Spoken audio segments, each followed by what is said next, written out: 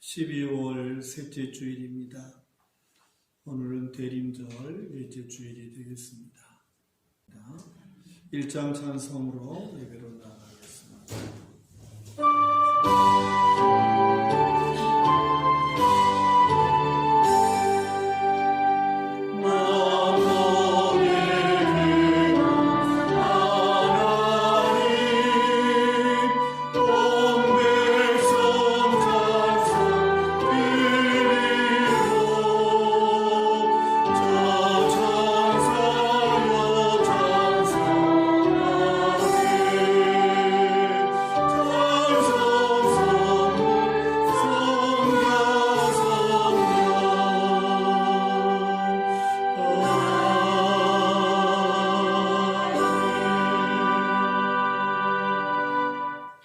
이새의 줄기에서 한 싹이 나며 그 뿌리에서 한 가지가 나서 결실할 것이요 그의 위에 여호와의 영 곧 지혜와 총명의 영이요 모략과 재능의 영이요 지식과 여호와를 경외하는 영이 강림하시리니 그가 여호와를 경외함으로 즐거움을 삼을 것이며 그의 눈에 보이는 대로 심판하지 아니하며 그의 귀에 들리는 대로 판단하지 아니하며 공의로 가난한 자를 심판하며 정직으로 세상의 겸손한 자를 판단할 것이며 그의 입에 막대기로 세상을 치며 그의 입술의 기운으로 악인을 죽일 것이며 공의로 그의 허리띠를 삼으며 성실로 그의 몸의 띠를 삼으리라. 그때 이리가 어린 양과 함께 살며 표범이 어린 염소와 함께 누우며 성화지와 어린 사자와 살찐 짐승이 함께 있어 어린아이들에게 끌리며 암소와 곰이 함께 먹으며 그것들의 새끼들이 함께 엎드리며 사자가 소들처럼 풀을 먹을 것이며 젖 먹는 아이가 독사의 구멍에서 장난하며 젖된 어린아이가 독사의 굴에 손을 넣을 것이라. 그날에 이새의 뿌리에서 한 싹이 나서 만민이 기치로 설 것이요 열방이 그에게로 돌아오리니 그가 거한 곳이 영화로우리로라. 살아계신 하나님, 세상을 긍휼히 여기시고 이 세상을 사랑하사 독생자를 보내주시겠다고 약속하신 그 말씀대로 우리 주님 예수님을 이 땅에 보내주신 성탄절을 앞둔 저희들에게 다시 한번 이 고통과 아픔이 있는 세상 속에 주님의 긍휼이 임하기를 원하며 우리 주님의 은혜와 사랑이 임하기를 사모합니다.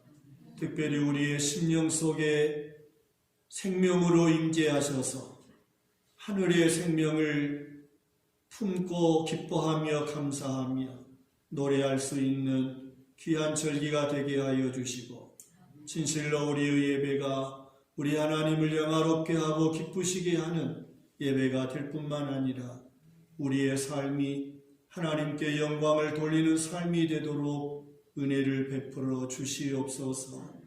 오늘도 하나님 저희들이 주님의 이름을 함께 모였습니다. 성령으로 임재하셔서 우리의 예배를 주관하여 주시고 홀로 영광을 받아 주시옵소서. 예배당에 나오지 못한 성도들에게도 은혜를 베풀어 주시고 하나님의 말씀과 또한 예배를 통하여 함께 은혜 받는 복된 성도들이 되도록 은총을 베풀어 주시옵소서. 시종을 주님께 의탁하옵고 예수님 이름으로 간절히 기도 올리옵나이다. 아멘. 찬송가 105장을 찬송하시겠습니다. 찬송 105장입니다.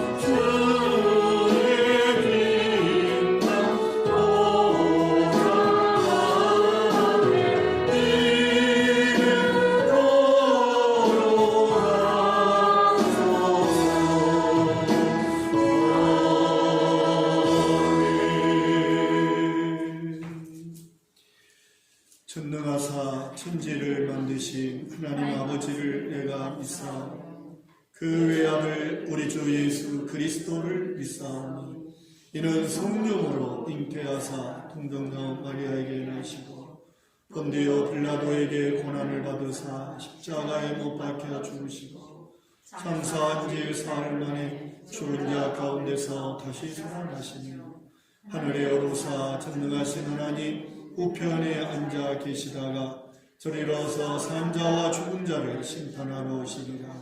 성령을 믿사오며 거룩한 공예와 성도가 서로 교통하는 것과 죄를 사하여 주시는 것과 몸이 다시 사는 것과 영원히 사는 것을 믿사옵나이다.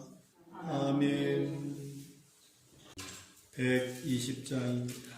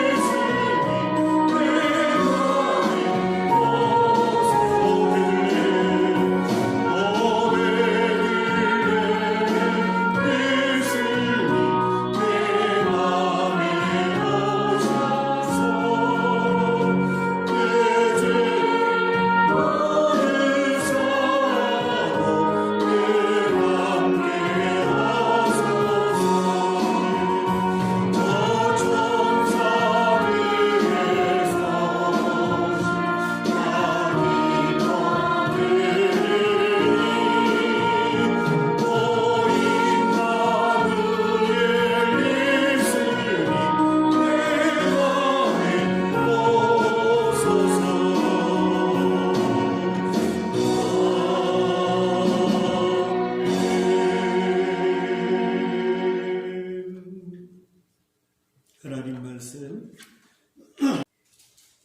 역대하 34장 14절부터 28절까지 합독하시겠습니다. 무리가 여호와의 전에 헌금한 돈을 꺼낼 때에 제사장 hil기야가 모세가 전한 여호와의 율법책을 발견하고 hil기야가 서기관 사반에게 말하여 이르되 내가 여호와의 전에서 율법책을 발견하였노라 하고 hil기야가 그 책을 사반에게 주매 사반이 책을 가지고 왕에게 나아가서 폭명하여 이르되 왕께서 종들에게 명령하신 것을 종들이 다 준행하였나이다. 또 여호와의 전에서 발견한 돈을 쏟아서 감독자들과 일꾼들에게 주었나이다 하고 서기관 사반이 또 왕에게 아뢰어 이르되 제사장 hil기야가 내게 책을 주더이다 하고 사반이 왕 앞에서 그것을 읽으며 왕이 율법의 말씀을 듣자 곧 자기 옷을 찢더라. 왕이 hil기야와 사반의 아들 아히감과 미가의 아들 압돈과 서기관 사반과 왕의 시종 아사야에게 명령하여 이르되 너희는 가서 나와 및 이스라엘과 유다의 남은 자들을 위하여 이 발견한 책의 말씀에 대하여 여호와께 물으라. 우리 조상들이 여호와의 말씀을 지키지 아니하고 이 책에 기록된 모든 것을 준행하지 아니하였으므로 여호와께서 우리에게 쏘으신 진노가 크도다 하니라. 이에 hil기야와 왕이 보낸 사람들이 여선지자 훌다에게로 나아가니 그는 하스라의 손자 도카스의 아들로서 애국을 관리하는 살룸의 아내라. 예루살렘 둘째 구역에 살았더라. 그들이 그에게 이 뜻을 전하매 훌다가 그들에게 이르되 이스라엘의 하나님 여호와께서 이같이 말씀하시기를 너희는 너희를 내게 보낸 사람에게 말하라 하시니라. 여호와께서 이같이 말씀하시기를 내가 이곳과 그 주민에게 재앙을 내리되 곧 유다왕 앞에서 읽은 책에 기록된 모든 저주대로 하리니 이는 이 백성이 나를 버리고 다른 신들에게 분양하며 그의 손의 모든 행위로 나의 노여움을 샀습니다. 그러므로 나의 노여움을 이곳의 소금에 꺼지지 아니하리라 하라 하셨느니라. 너희를 보내어 여호와께 묻게 한 유다왕에게는 너희가 이렇게 전하라. 이스라엘의 하나님 여호와께서 이같이 말씀하시기를 네가 들은 말을 의논하는데 내가 이곳과 그 주민을 가리켜 말한 것을 네가 듣고 마음이 연약하여 하나님 앞고 내 앞에서 겸손하여 옷을 찢고 통곡하였으므로 나도 내 말을 들었노라. 여호와가 말하였느니라. 그러므로 내가 내게 너의 조상들에게 돌아가서 평안히 묘실로 들어가게 하리니 내가 이곳과 그 주민에게 내리는 모든 재앙을 내가 눈으로 보지 못하리라 하셨느니라. 이에 사신들이 왕에게 복명하니라. 아멘. 108장 찬송 드립시다.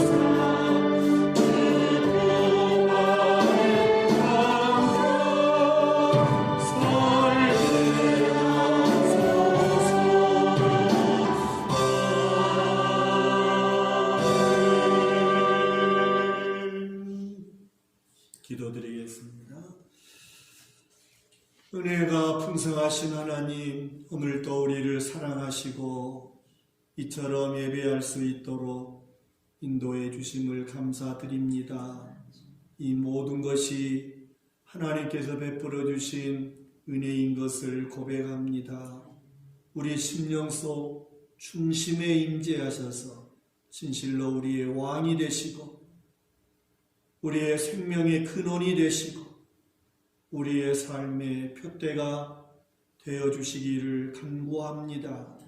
오늘 또 기록된 말씀을 통해서 하나님의 깊으신 뜻을 알게 하여 주시고 우리가 어떠한 삶을 살아왔으며 또 앞으로 어떻게 살아가야 할 것인지를 알게 해주시고 또 결단하는 은혜가 있게 하여 주시옵소서.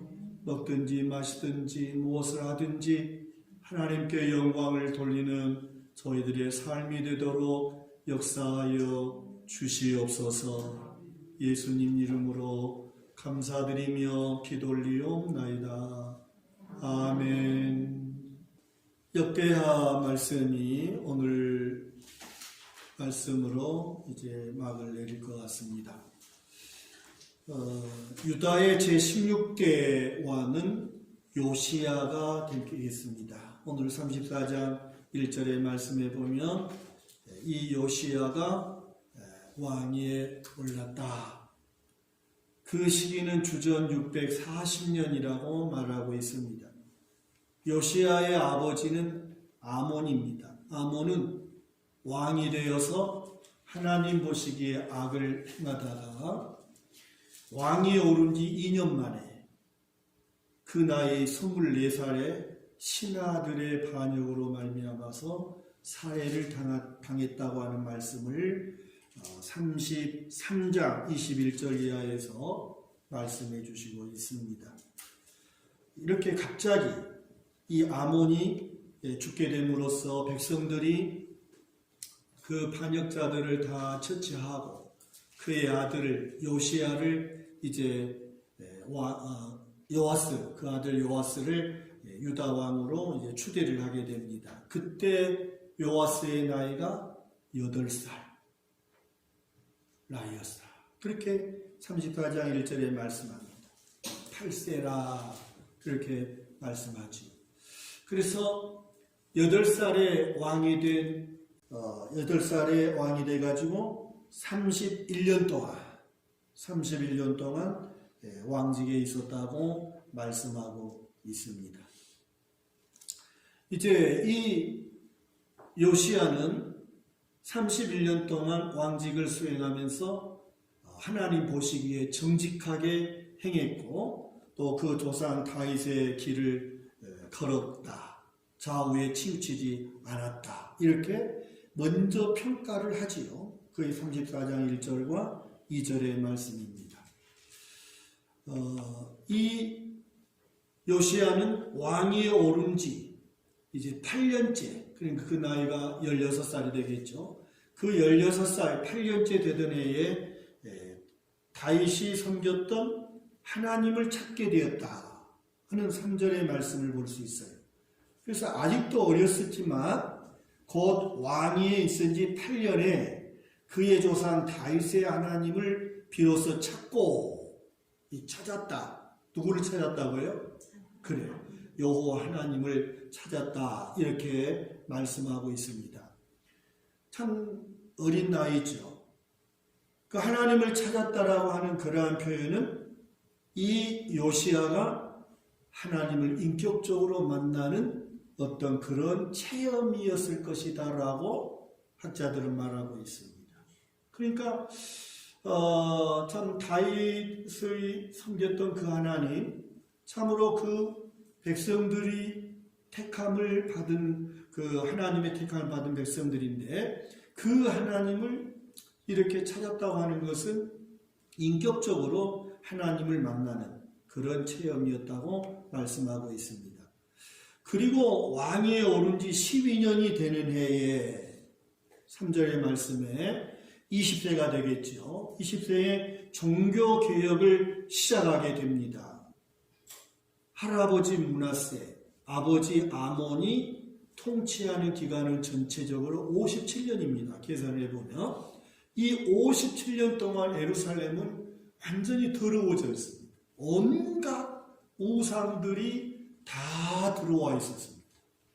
그래서 이처럼 예루살렘에서 산당들과 모든 우상들의 제단을 헐고 또 그러한 우상들을 찢고 불사르고 그리고 빻아서 가루로 만들어 뿌려버리는 그런 이 종교 개혁을 단행하는 그러한 말씀을 6절까지 34장 3절부터 6절까지 기록함을 하고 있습니다. 더 나아가서 왕위에 오른 지 18년째 되는 26세에는 무너진 성전을 이제 수리하게 됩니다. 그래서 그것이 이제 8절 말씀부터 13절까지의 내용이죠.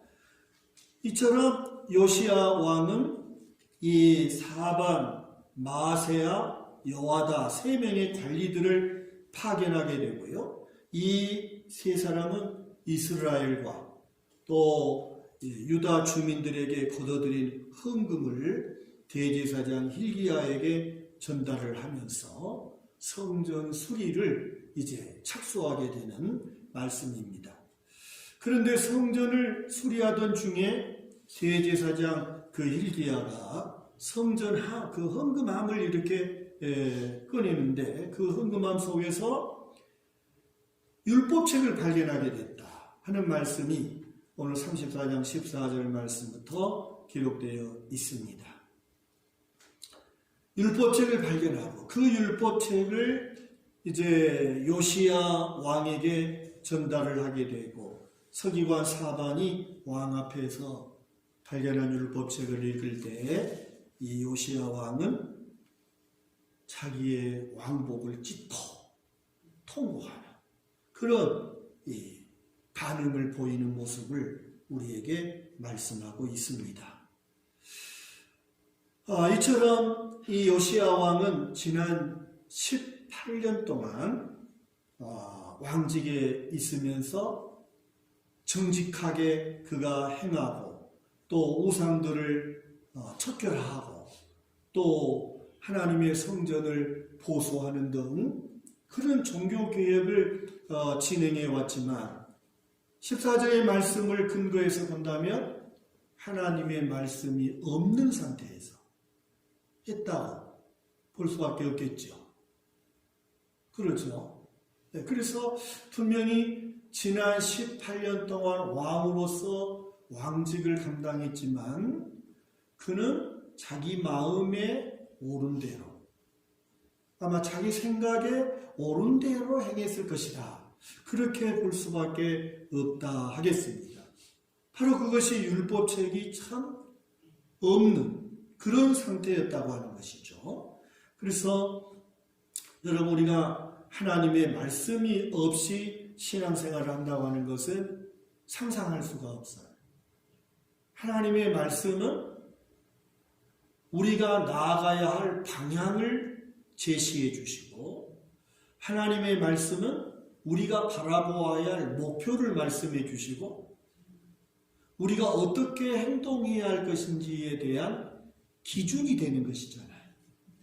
그게 말씀이다. 그러면 지난 세월 동안에는 말씀이 없었다.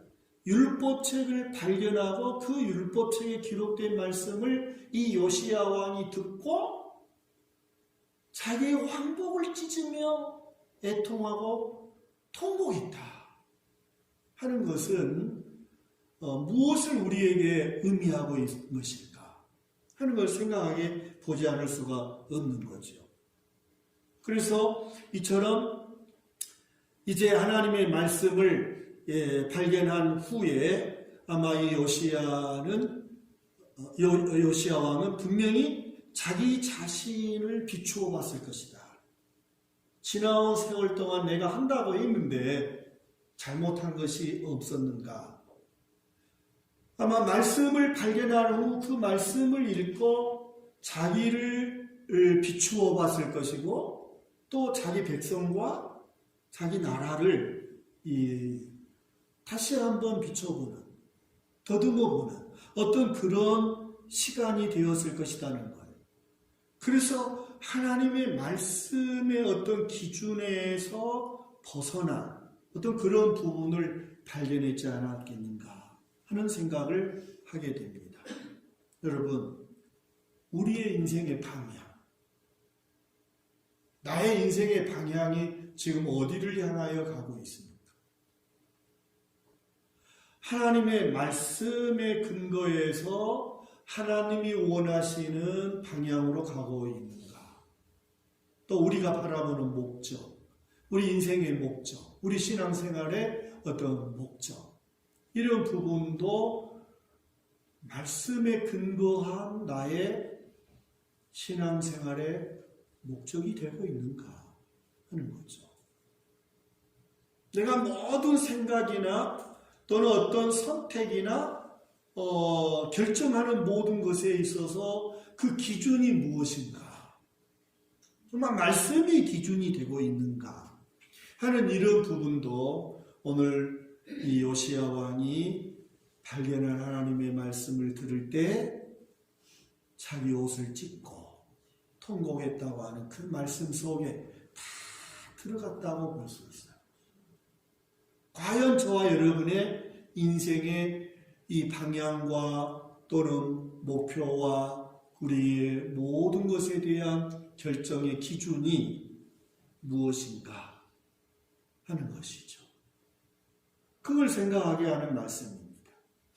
그래서 오늘 이 주신 말씀을 통해서 다시 한번 우리는 우리 인생의 목적과 우리의 그 방향과 우리의 삶의 기준이 하나님의 말씀이 되어야 된다는 것 깨닫는 은혜가 있기를 축복합니다.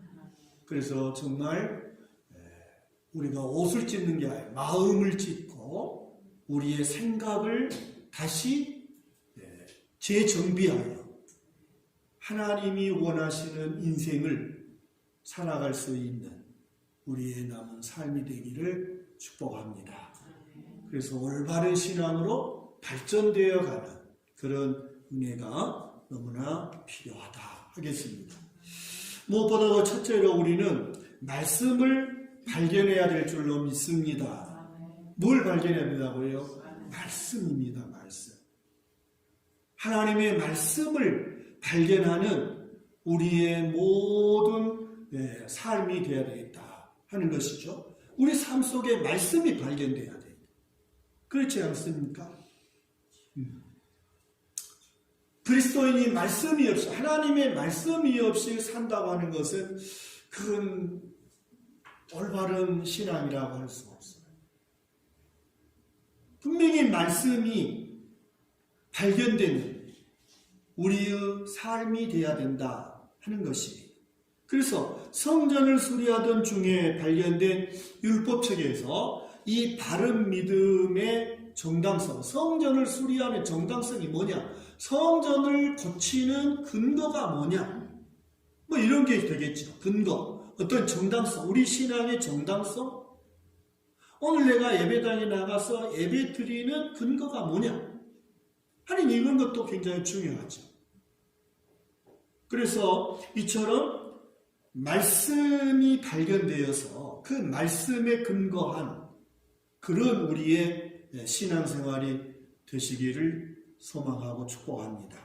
그래서 이 14절의 말씀은 방금 전에도 말씀했지만 그렇게 18년 동안 이 요시야 왕이 참 하나님이 기뻐하는 일을 했다고 1절과 2절에 딱 이제 결론을 내리고 평가를 하잖아요. 그러나 18년 동안 그가 왕직에 있으면서 잘한다고 했는데 말씀을 들어보니까 그가 잘못한 게 분명히 있었을 것이다.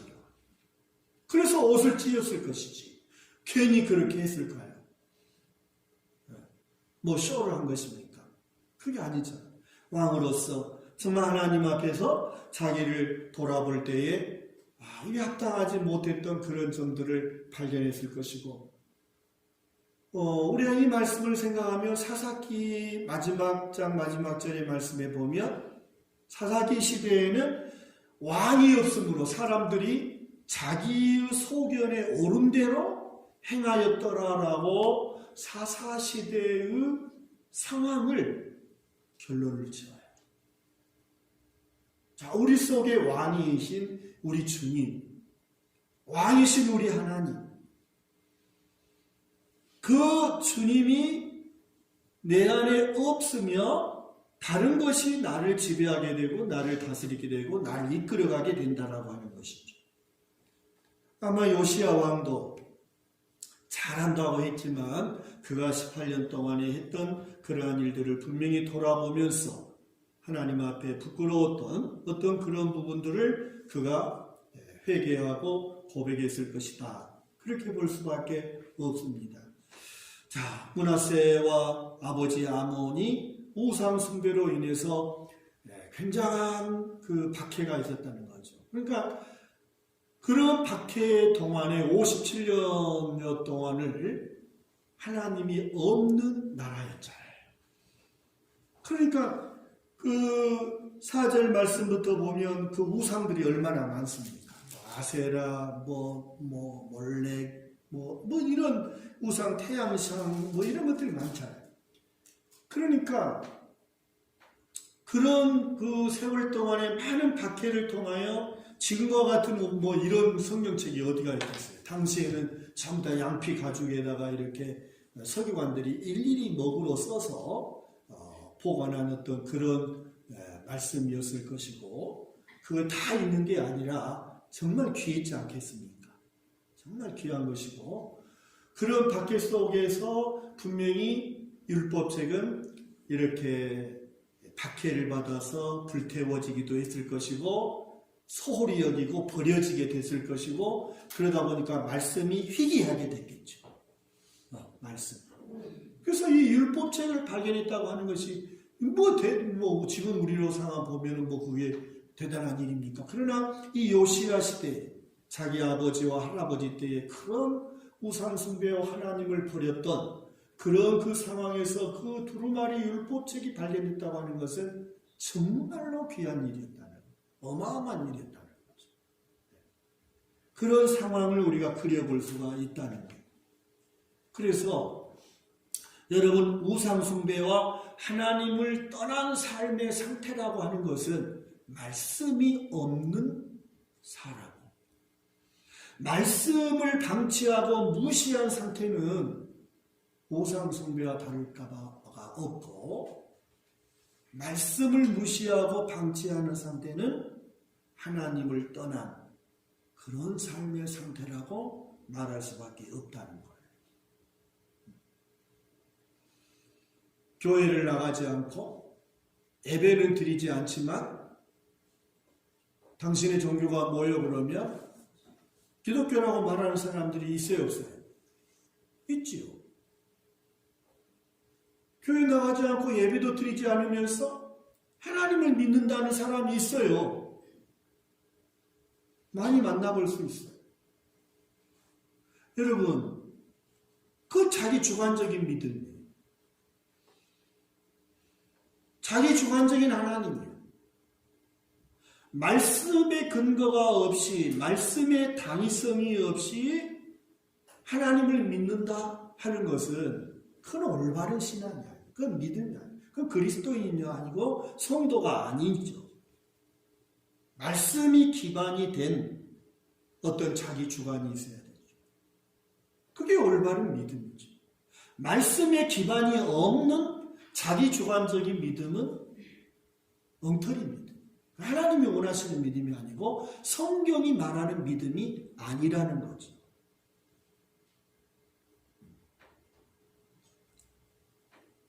믿음은 내가 인정하는 것도 아니고 세상 사람이 인정해 주는 것도 아니라, 믿음은 하나님의 말씀에 근거해서 하나님께로부터 인정받는 그러한 믿음이 참된 믿음이고 올바른 믿음인 줄 믿습니다. 그래서 신앙의 타락은 말씀의 타락과 똑같아. 연결된다는 거죠. 말씀의 타락은 신앙의 타락과 연관이 있다는 것이죠. 그래서 말씀이 희귀해지는 것과 신앙의 타락은 언제나 함께 간다. 그렇게 생각하시면 좋겠어요. 내가 하나님 말씀을 등한히 할 때에 나의 신앙이 점점 퇴보해 가고 있다. 그렇게 진단하셔요.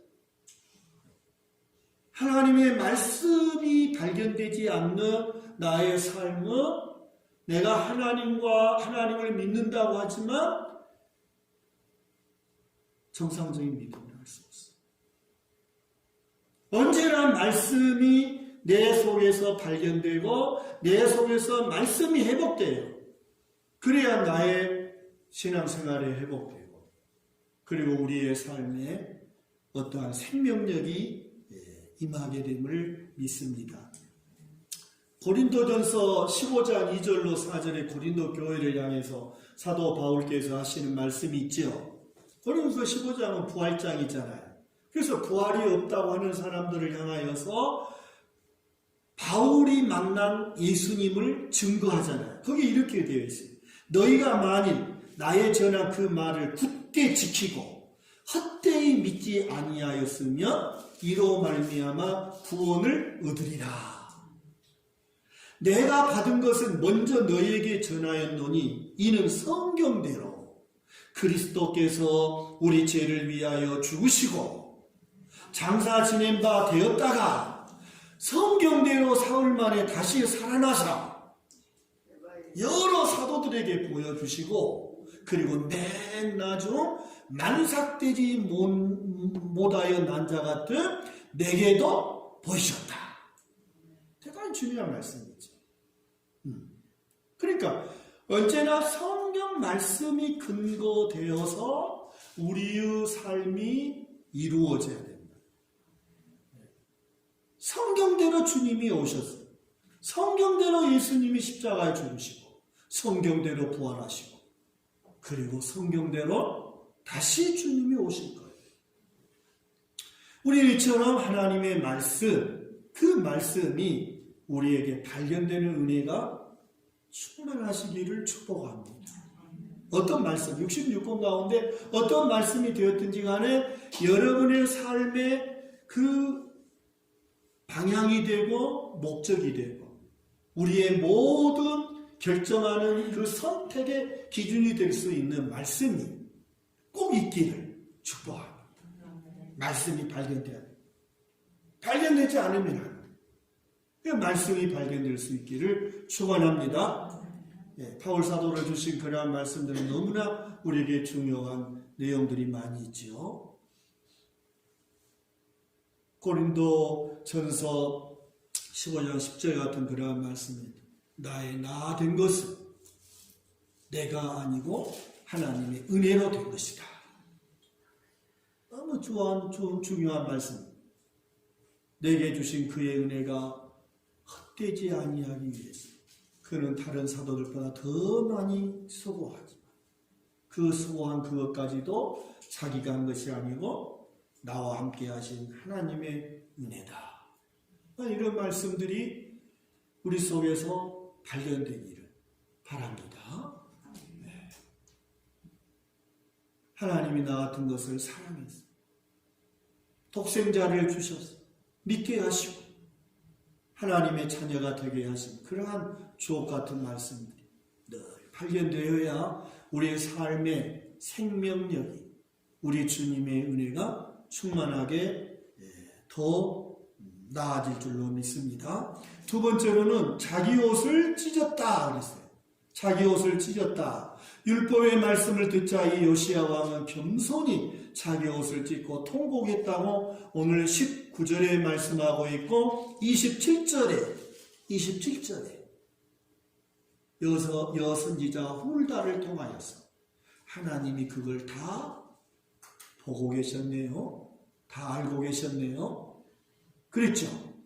네, 하나님 기뻐하셨다는 거죠. 이런 모습을 여러분에게 보여주고 있어요. 그래서 구약의 옷을 찢었다고 할 때에는 극한 슬픔, 그 어떤 애곡의 표시, 이럴 때 옷을 찢었다는 그런 말씀들이 있음을 볼 수 있습니다. 그래서 왜 옷을 찢었을까? 왜 통곡했을까? 우리는 그걸 생각을 여러분 꼭 해보시기 바래요. 아마 두 가지였을 것이다. 서두에도 말씀드렸지만은 그 첫째는 말씀 앞에 자기를 세워보니까, 말씀의 거울에 자기를 비춰보니까 자기 속에 하나님이 원치 않는 어떠한 그러한 죄를 발견하고 애통하고 회개했을 것이다 하는 것입니다. 여러분, 이것이 정상이요, 정상 아니에요? 정상이죠. 여러분, 우리가 하나님의 말씀을 발견한 다음에 정말 내가 애통해하고 마음 아파하고 하나님 앞에 죄송스러워하면서 회개할 수 있는 이것이 정상이에요. 그러나 아무리 말씀을 듣고 말씀을 보아도 마치 소설책 읽는 것과 만화책 읽는 것과 아무 느낌이 없고 감각이 없다면 여러분, 그게 정상입니까? 정상이 아니지. 이 요시야 왕처럼 하나님의 말씀을 들을 때, 하나님의 말씀을 볼 때, 오늘 우리 속에 이렇게 애통해하는 마음, 괴로운 마음, 하나님 앞에 죄송하는 마음, 이런 마음이 있기를 축복합니다. 왜? 그게 사는 길이니까. 그것이 회복되는 길입니다. 그게 없다면 회복에 반대된다. 그 다음에 왜 옷을 찢었을까요? 그것은 자기 민족, 자기 백성, 자기 나라에 임할 하나님의 진노의 말씀이 너무나 두려웠기 때문이라고 볼 수 있습니다. 아버지, 할아버지 때 57년 동안, 아니 그 이전에 있었던 왕들도 하나님 앞에 악을 행했던 그런 모든 것들을 보면서 하나님의 진노가 이제 이 나라에 임할 수밖에 없는 상황이 되어서 그는 이처럼 애통하고 괴로워하고 슬퍼했다 하는 것을 볼 수 있어요. 그 말씀 속에 담겨져 있지요. 자, 21절을 보실까요? 너희는 가서 나와 및 이스라엘과 유다의 남은 자들을 위하여 이 발견한 책의 말씀에 대하여 여호와께 물으라. 우리 조상들이 여호와의 말씀을 지키지 아니하고 이 책에 기록된 모든 것을 준행하지 아니하였으므로 여호와께서 우리에게 쏟으신 진노가 크도다. 분명히 이것을 깨달았어요. 그 느낌이 있어요. 하나님의 진노가 임할 수밖에 없는 그런 상황인 것을 이 요시야 왕이 느끼고 너무나 하나님 앞에 괴로운, 그러면서 어떻게 해야 할 것인가? 어떻게 해야 할 것인가? 그래서 그는 선지자, 여자 선지자 훌다가 나오는데 이 훌다에게 사람을 보내죠. 사람을 보내어서 어떻게 하면 좋겠습니까? 하는 어떤 그러한 자문을 구하고 어떻게 해야 할지 여쭈었다, 물었다 하는 것을 볼 수 있습니다. 하나님이 주신 말씀을 받을 때 그 말씀을 잘 실천할 수 있고 어떻게 하면 하나님의 진노를 회복할 수 있을까 하는 어떤 그런 이 요시야의 마음이 담겨져 있는 그런 모습을 우리에게 말씀하고 있다는 것. 여러분, 하나님 말씀을 읽거나 들을 때 여러분이 잘 답이 안 나올 때 어떻게 하십니까? 말씀에 대한 어떤 그러한 그 하나님의 뜻을 깨달았을 때 이걸 어떻게 처리할 것인가 하는 어떤 그러한 경우가 있을 거 아닙니까? 그렇게 어떻게 하십니까? 그냥 묻어두고 그냥 넘어가십니까? 가르쳐 주신 말씀을 보다 더 하나님이 원하시는 뜻을 따라서 실천할 수 있도록 어떠한 조치를 취하고 있냐는 것. 우리 요시야 왕처럼 이런 모습이 우리에게 필요하다 하는 것이에요. 더 말씀을 가까이 하기 위해서, 더 하나님이 원하시는 뜻을 이루기 위해서 행한 그런 요시야의 행위였다, 반응이었다, 이렇게 볼 수밖에 없습니다. 그래서 하나님은 훌다 선지자를 통하여 이제 말씀하시죠. 그게 22절부터 기록된 말씀인데 하나님께서 뭐라고 하십니까? 24절, 여호와께서 이같이 말씀하시기를, 내가 이곳과, 이곳이 어디요? 예루살렘 유다지요. 내가 이곳과 그 주민에게 뭘 내리다? 재앙을 내리되 곧 유다왕 앞에서 읽은 책에 기록된 모든 저주를 내리겠다는 거예요. 그 이유가 뭐예요? 25절. 이처럼 하나님이 그 택한 백성에게, 그 하나님이 주신 그 땅에 재앙을 내리는 이유가 뭐라고 그랬어요? 이는 이 백성이 나를 버리고 다른 신들에게 분향하며 그의 손의 모든 행위로 나의 노여움을 샀습니다. 그러므로 나의 노여움을 이곳의 소돔에 꺼지지 아니하리라 하셨다는 거예요. 야, 여러분, 하나님이 작정하십니다. 하나님의 마음을 분노케, 하나님을 버리고 다른 신을 섬기는 그 백성들을 향하여 하나님께서 작정하십니다. 이 땅에 하나님께서 진노를 쏟아붓겠다라고 그렇게 말씀을 하십니다. 그런데 27절의 말씀을 보니 26절에 너희를 보내어 여호와께 묻게 한 유다 왕에게는 너희가 이렇게 전하라. 이스라엘의 하나님 여호와께서 이같이 말씀하시기를, 내가 들은 말씀을 의논할 건데 내가 이곳과 그 주민을 가리켜 말한 것을 네가 듣고 마음이 연약하여 하나님 앞에 내 앞에서 겸손하여 옷을 찢고 통곡하였으므로 나도 네 말을 들었노라. 여호와가 말하였느니라. 그러므로 내가 내게 너의 조상들에게 돌아가서 평안히 묘실로 들어가게 하리니, 다시 말하면 평안하게 죽게 하겠다는. 그 다음에 말씀을 보니까 내가 이곳과 그 주민에게 내리는 모든 재앙을 네가 살아있는 동안에는 내리지 않겠다. 할렐루야. 나라의 이 흥망성쇠는 이미 하나님께서 작정하여 바벨론에 이제 포로로 끌려가는 그러한 시점이 점점 다가오는 것을 돌릴 수는 없지만, 요시야 왕이 자기와 자기 나라와 민족 백성들을 위하여 애통하며 옷을 찢는 그 회개를 하나님이 보셨다는 거예요. 그가 드리는 기도를 하나님이 들으셨다는 거예요. 그래서 요시야가 사는 날 동안에는 그런 저주가 내리지 않도록 하나님이 보류하시겠다. 그래서 이 요시야가 평안히 세상을 떠날 수 있도록 그렇게 하겠다고 말씀하십니다. 여러분, 이 세상을 하나님이 심판하는 것은 되돌릴 수 있어요, 없어요? 없어요. 이 세상이 죄악으로 간영한 세상을 다시 회복할 수는 없어요. 하나님의 심판을 다시 되돌릴 수는 없어요. 그러나 그런 세상 속에서 우리 자신이 하나님의 은혜로 평안함을 누릴 수 있는 것은 있을 수 있어요, 없어요? 있다는 거예요. 할렐루야. 이게 하나님이 저와 여러분이 주시는 은총이고 긍휼입니다. 어떤 자에게? 요시야처럼 말씀에 자기를 비추면서 애통하고 회개하는 그러한 자에게 하나님께서는 그가 세상을 떠날 때까지 하나님이 지켜주시고 보호하시고 그로 하여금 평안하게 눕게 하겠다 약속하세요. 다시 말하면 구원의 보좌입니다. 이 은혜가 우리에게 충만하시기를 축복합니다.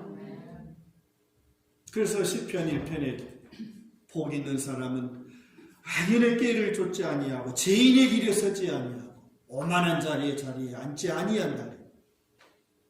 그래서 여호와의 율법을 주야로 묵상하는 자다.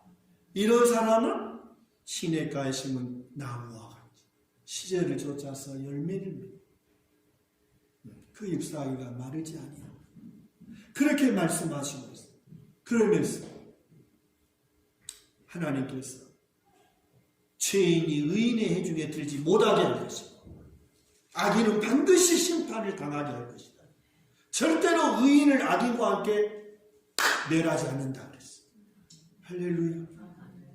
분명히 절대로 의인을 악인과 함께 심판하지 않죠. 그게 시편 1편에도 분명히 말씀. 대저 여호와께서 의인의 길은 인정하시나 악인의 길은 망하리로다. 절대로 악인이 의인의 해중에 들지 못한다. 죄인이 심판을 견디지 못한다. 어떤 자? 여호와의 율법을 주야로 즐거워하여 주야로 묵상하라. 말씀의 거울에 자리를 비추고 이 요시야 왕처럼 애통하고 회개하는 그것을 하나님이 보시고 들으신다. 그러니 너의 사는 동안에는 내가 심판 저주를 내리지 않겠다. 재앙을 내리지 않겠다. 이런 은혜의 말씀을 볼 수 있습니다. 이처럼 자기 옷을 찢는 은혜가 저에게 여러분에게 있기를 축복합니다. 마지막으로 요시야는요, 이 백성들을 다 예루살렘으로 모아라. 오게 해야, 장로들을 오게 하고 방백들을, 그리고 보니까요, 이 34장 30절의 말씀 31절을 볼까요? 왕이 자기 처소에 서서 여호와 앞에서 언약을 세우되 마음을 다하고 목숨을 다하여 여호와를 순종하고 그의 계명과 법도와 율례를 지켜 이 책에 기록된 언약의 말씀을 이루리라 하고, 온 백성들이 30절의 말씀이니까 모든 노소를 막론하고 다 모였죠. 그 다 모인 자리에서 왕이 말씀을 낭독하면서 이 말씀대로 온 백성들이 마음을 다하고 목숨을 바쳐서 충성할 것을 맹세하게 했다는 거예요. 이야, 정말 훌륭한 왕이죠. 성도 여러분, 하나님의 말씀을 받자마자 훌다 선지자를 통하여 말씀을 받자마자 요시야 왕은 명령하여 온 나라 백성들을 다 모아놓고 그 앞에 서서 이 발견된 말씀, 아마 신명기 한 28장에다고 말하는 분들도 있고 여러 설이 있어요. 하여튼 이 말씀을 읽으면서 이 말씀에 마음을 다하고 목숨을 다하여 충성을 다할 것을 온 백성들로 하여금 맹세하게 했다.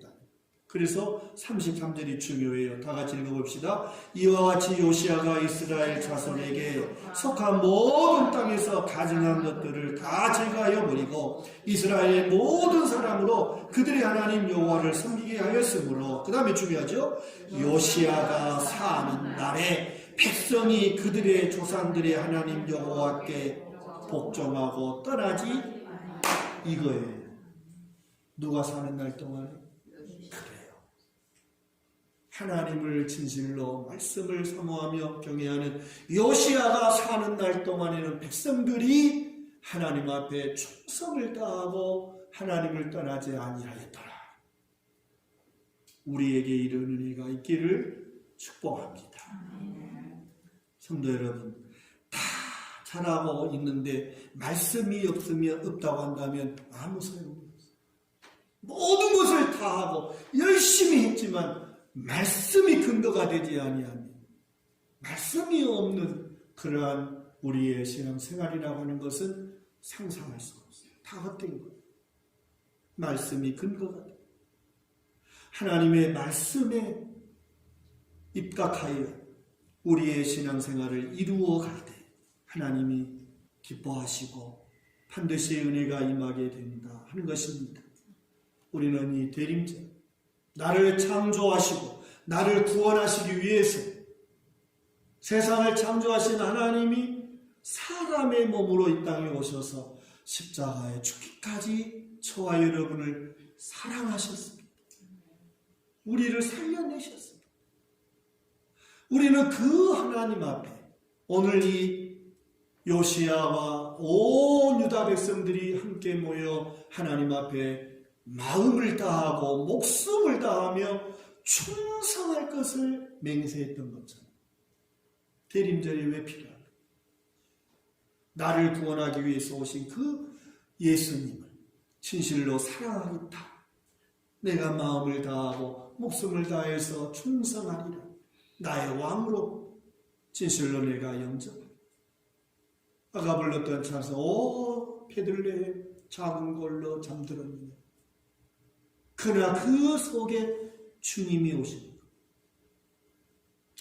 오늘 그러한 주님의 오심을 예비하면서 이 대림절에 참으로 나를 사랑하시고 죽기까지 자기 목숨을 내어주신 우리 주님을 나의 마음 중심의 왕으로 영접하고 충성한 그런 우리의 삶이 되기를 다짐하고 결단하는 은혜가 있기를 주의 이름으로 축복합니다. 찬성하십시다. 200장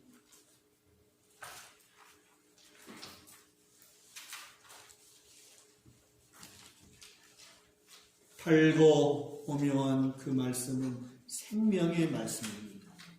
내가 가야 할 길과 내가 가져야 할 믿음을 가르쳐 주시고 보여주십니다. 이 말씀이 생명입니다. 고백하며 찬양하시기 바랍니다.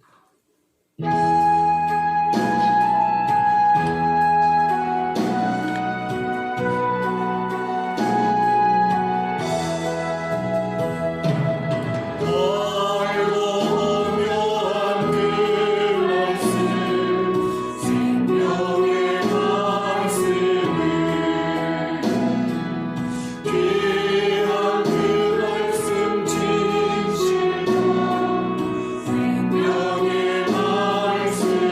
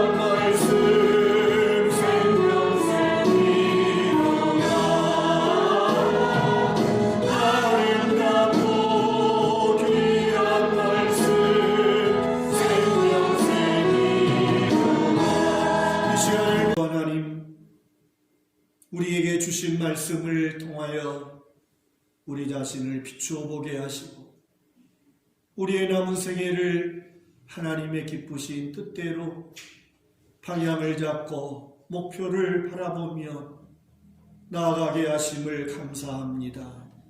우리의 매일매일 생활 속에 하나님의 말씀이 발견되게 하여 주옵소서.